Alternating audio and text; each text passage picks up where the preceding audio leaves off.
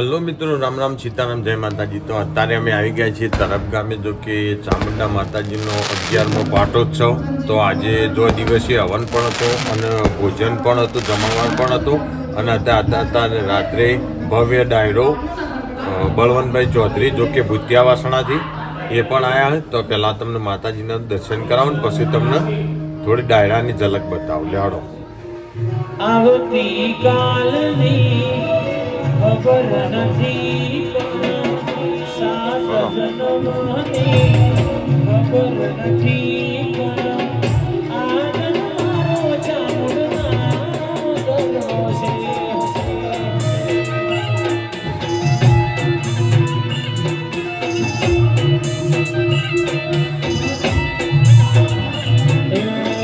સાત જન્મની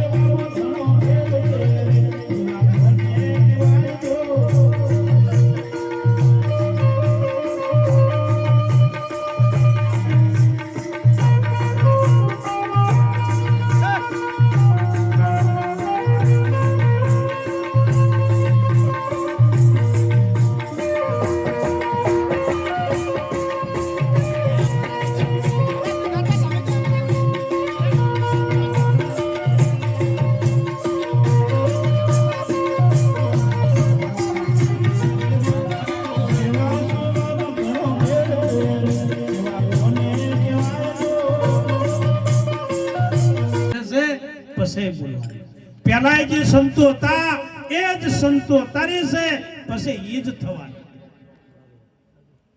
પણ થઈ જાય દેખાય છે। હા, આ માણસને પોકુલ કાઢું છે બા, હવને પ્રાર્થના કરી જુઓ, હવના ઘેર ભગવાન આવે એમાં બધા રાજી કે દુખી? ભગવાન આપણા ઘેર આવે એમાં આપણે રાજી, પણ આપણે ભગવાનના ઘેર જવું પડે એમાં આપણે દુખી।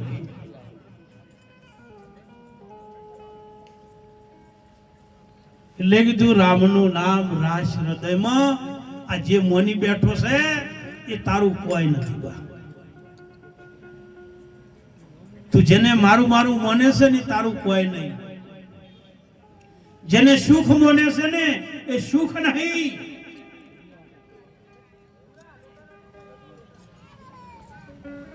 એ ખેડૂત ખેતરમાં પાક ઉનાળાનો દાડો નસકો પાય, દાડાની લાઈટ રચકાનું દોમું પાડીને જેટે ઊંઝો તો પવન આવે રચકા ઉપર થઈને એવો ઠંડો ઠંડો પવન આવે અને ખોટનું ઓછીંગું કરીને ઊંઝો તો આવી રીતે રોડ હતો ને ગાડી નીકળી ગઈ. ગાડી વાળે નજર કર્યું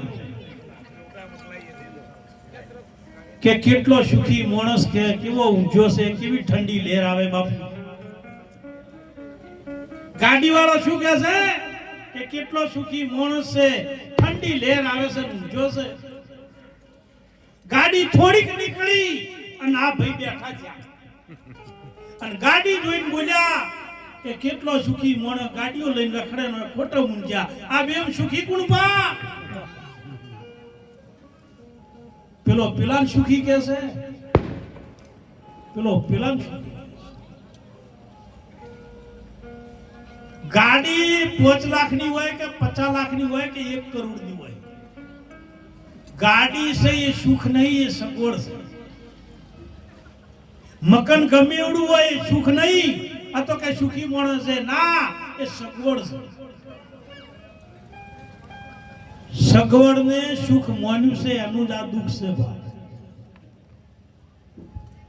અને આ દુનિયામાં જો પેલા મેં કીધું કે પુણ્ય, દયા, ધર્મ, નીતિ, સેવા, સમરણ, બંદગી, સંત સાધુ કળકુવાસી, હમણાં જો હાથ લંબાયો છે ને તો અંત સમય કોમ આવશે બા. નકશીલે ખાટલા પડ્યા છો અને ભગવાન ને કહો હવે તો લઈ જાય તો હારું. અને એ વખતે છોકરો ને છોકરાની બહુ કહેતા હશે કે ભગવાન આ ડોહો દશી થાય છે, પોસમણ દોડા ચકલાને નોકશે પણ આ ડોહાને લઈ જા. બહુ કહે કે ભગવાન બાહી પૂરા ગાય નોકશે પણ આ ડોહાને લઈ જા. બોલો ડોહો દશી થાય છે કે આ બે? ડોહો તો ઊંઝ્યા છે પણ આ બે એમ છે કે જાણે ડોહો જાય, ખૂણો ખાલી થાય અને ટીવી મેલેવી જગ્યા. કોઈ કોઈનું કોઈ નહીં. અંત સમય જો કોઈ હોય, તમને બધાને ખબર છે, જોયું છે, વાભર્યું છે કે વાંચ્યું છે. મહાભારતની અંદર હાથીનું બળ હોય એટલા બળવાળો દુશાસન દ્રૌપદીના ચીર ખેંચતો તો એ વખતે એના 5 પતિ આગળ બેઠા હતા, નમાલા કાયર નતા. વિશ્વનાથ મહારાજનું સન્માન કીધું કે બાપુ સન્માન વિશ્વનાથ મહારાજનું કરવાનું કીધું. શું નામ બાપુ? વિશ્વનાથ મહારાજ. ગોપાલજી કરશે. ગોપાલજી કરવા દો. અહીંયા બાપજી પધાર્યા શ્રી ભીખ ભગવાન, તેમનું સ્વાગત તિલક કરી ફુલહારથી અને શાલથી સન્માન કરશે. અને એમને એકવાર બાપુને તાળીઓથી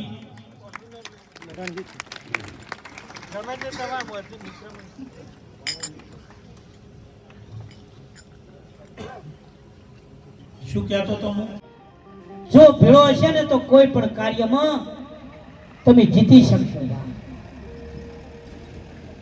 હે લક્ષ્મણ,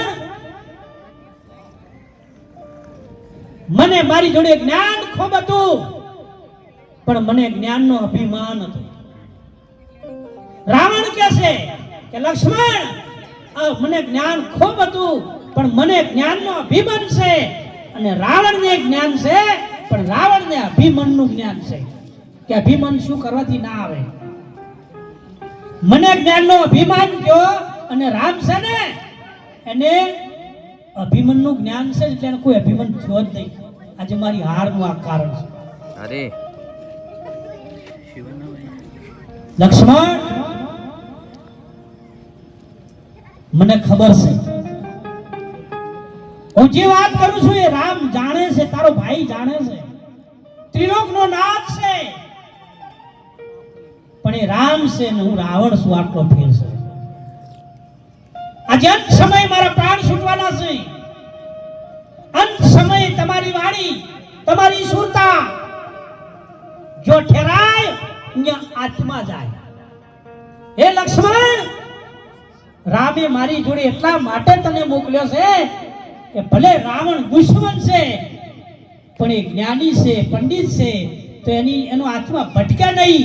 માટે જ્ઞાનની વાતો થોડી થાય અને વાતોમાં મારો પ્રાણ છૂટી જાય તો હું મુક્ત પામું. એટલા માટે લક્ષ્મણ આજે પણ રામે મારી જોડે મેળવી. આ મહાનતા છે બા.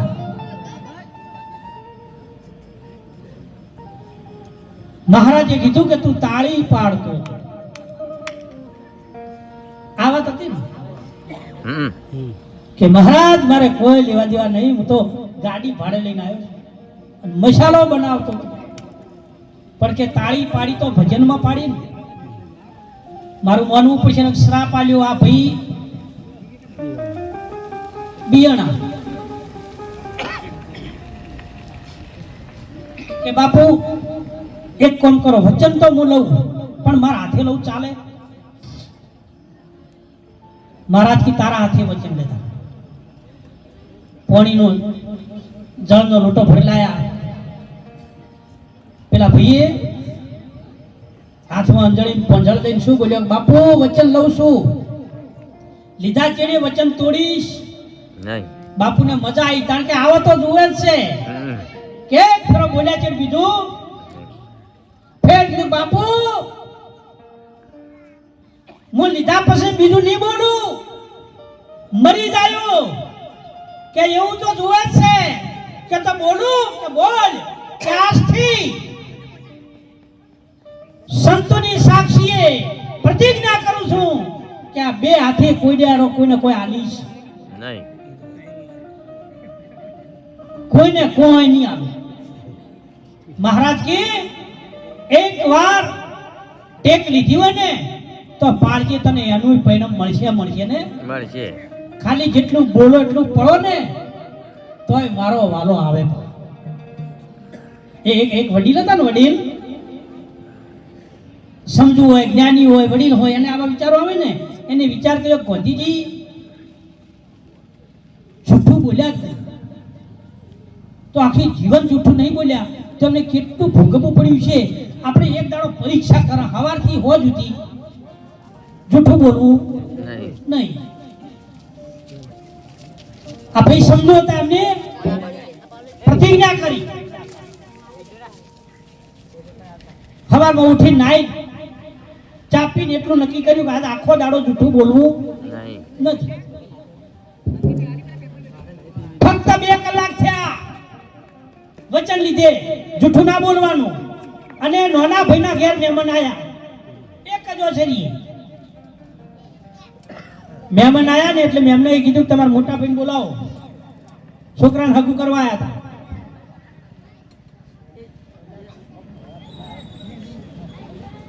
આયા કે બોલો શું કામ હતું? કે તમારા નાના ભાઈના છોકરાનું હગાની અમારી ઈચ્છા છે. આ જેની પ્રતિજ્ઞા કરીને કે આજ આખો દાડો જૂઠું નહીં બોલું એની વાત કરું છું, પેલું તો બાકી છે જ. કે બોલો કે તમારા નાના ભાઈના છોકરાને હગું કરવા આવ્યા છો, તમારા નાના ભાઈનો છોકરો કેવો? હવે એની દશા કેવી આવી? 1 કલાક પ્રતિજ્ઞા લીધે થયું છે. જો હાસું બોલે તો હગું તૂટે છે, જૂઠું બોલે તો વચન તૂટે છે. કોઈને કીધું કે તમે ના દેખાય એવો કે ના કોઈ વ્યસન કે બાતચીત ની બધું, કોઈ રમત જુગાર બુગાર કે બધું, ધંધો કે કરતો જ નહીં કે કરે છે શું કરે ખડે છે. હવે હગું થાય ના. મહેમાન ઉભા થઈને જતા રહ્યા, પેલા નાના ભાઈએ મોટાની બૂચી પકડી. તને બોલાયો તો હારું કેવા, આ તો તાર કેવા હતું. પેલો કે આજ જ પ્રતિજ્ઞા કરી છે કે આખો દાડો હાસું બોલવું છે. અને 2 કલાક મને બનાયા તો ગોતીજી આખી જિંદગી હાસુ બોલ્યા છે એ દશા શું આવી છે ઓટીઓ કાદા મરી ગયો ગચ્યો કે બે હાથી કોઈ નહીં આવે 15 દાડા થયા ગોમમાંથી ડેરીની ટૂર જાતી હતી.